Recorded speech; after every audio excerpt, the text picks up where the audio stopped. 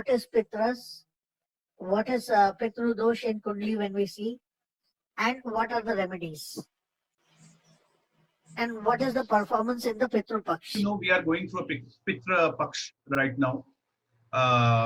It starts from the Ganesh Puja, the end of Ganesh Puja, and then it ends into before Navratri. This is the time where actually the sun moves from Dakshinayana to a certain motion, and we hold a Pitra Paksha. Generally, this is a rainy season, and it is said in the ancient texts that the gods are asleep.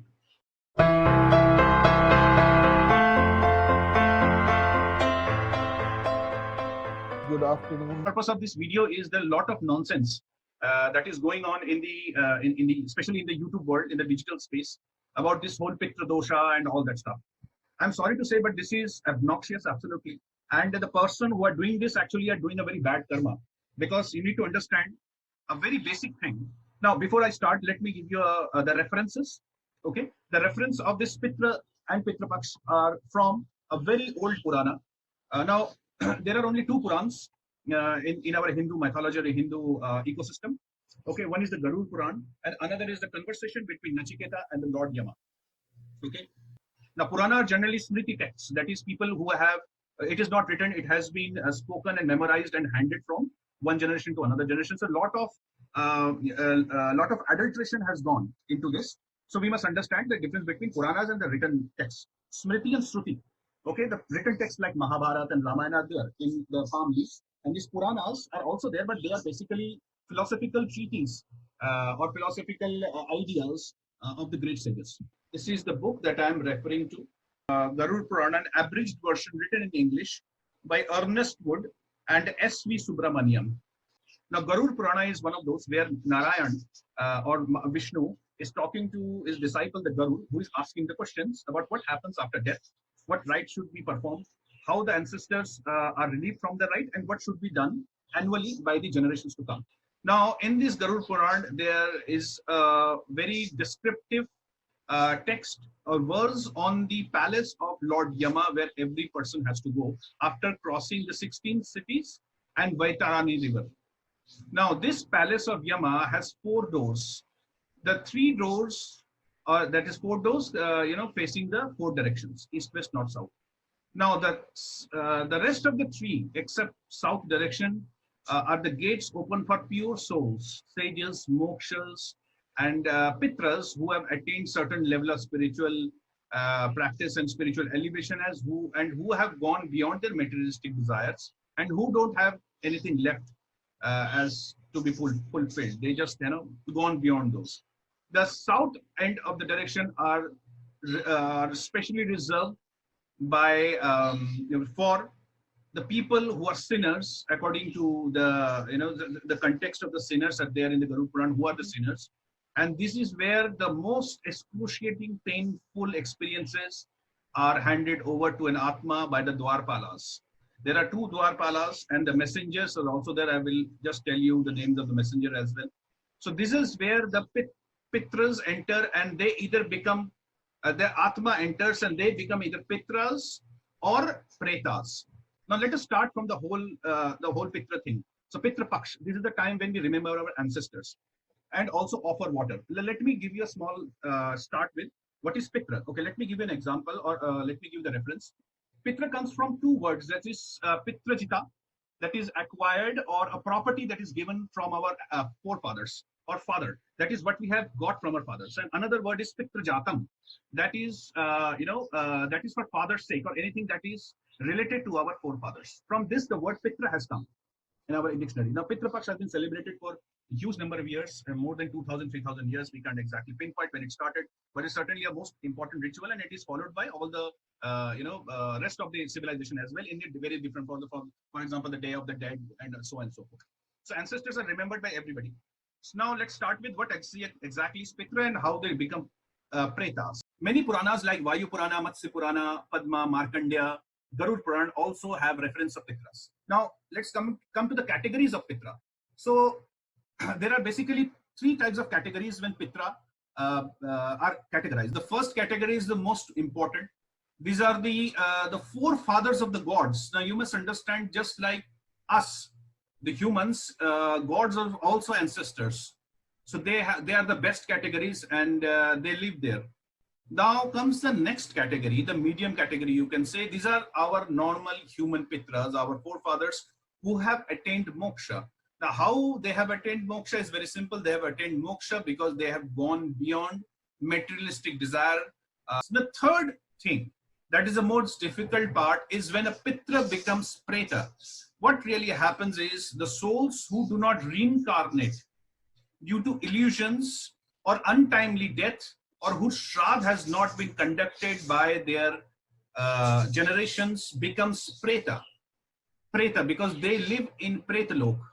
Now what they are done is, now every atma has to go through a certain purification process, especially those enter from the south gate. Or the pitra who have become preta because of following of the descendants of the shraddha, or who have illusions of too much maya and materialistic world, are still hung there.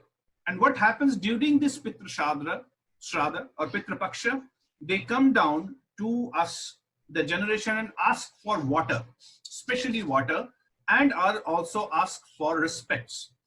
Now, why do we do Pitra Shraddha? Because we don't know any of our ancestors have gone through what.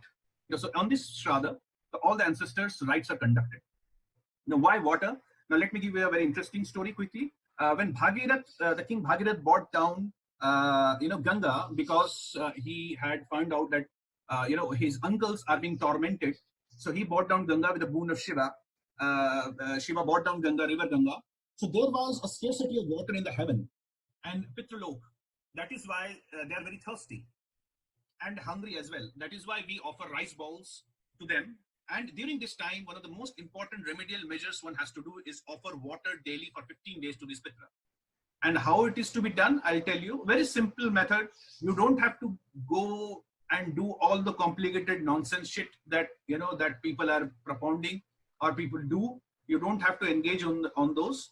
So you have to do simple things. So Pitra it's a Pitra Shraddha. We offer water to our ancestors. Now, who we have to water? Not our Pitras, but our Pretas. That is Pitra who have not got reincarnation. So there is a big difference. It is people's ideas nowadays, especially in Rahu Kalam, that, if you can instill fear in people's heart, you can somehow exploit them because they become weak, and then do whatever you wish to do with them. So, but there's nothing to fear from Pitra or our ancestors. Our pretas, that is the Pitra who have not taken reincarnation, are the ones who we need to appease through paying them respect, paying them water, and also doing some remedial measures. These remedial measures are very specifically told in Garud Purana. What needs to be done. It is very important for us to pay respects during this time because just like a big tree derives nourishment from the roots, similarly, us humans also have to pay respect and nourish the root we are coming from. If we forget where we are coming from, the roots, we will eventually float away and, become oblivion. The word that is being used by this nefarious and, these kind of people, and to instill fear in the hearts of common man, is Pitra Dosh. Pitra Dosh word does not exist in any of the Shastras. It is invented by astrologers. There's nothing called Pitra Dosh. There is a word called Pitra Rin, the debt of the ancestors. That is the debt we are always indebted to, that is pay respects and do certain rituals in the time of Shraddha when they come down and ask for respect, water and rice and other stuff. Okay, this Pitra Rin. Now Pitra Rin is on everybody. Just because sun is placed in a certain context with Rahu, it becomes Pitra Dosh. In that logic, 33% of the world will be affected by Pitra Dosh. Now look at the commercial potential of this concept. Now, as I was just saying, first and foremost is there is nothing called Pitra Dosh. Okay, why should our Pitra curse us? Why should my father curse me? Isn't that what they're saying? Pitra Dosh is something that the curse that we have inflicted or we have got from our fathers. Why would he curse me? Pitra Dosha, because with that rule, Saturn, Sun, Ketu, debilitation, there are 5 points. So most probably in the world, 60% of the population, 60 to 70% of the population will have Pitra Dosha. That doesn't make sense. Okay. And besides, if you look at the very famous charts, Mussolini, Bill Gates, you will see that Rahu are Keting, as a matter of fact, creating a lot of problems like Kalsarp Dosha.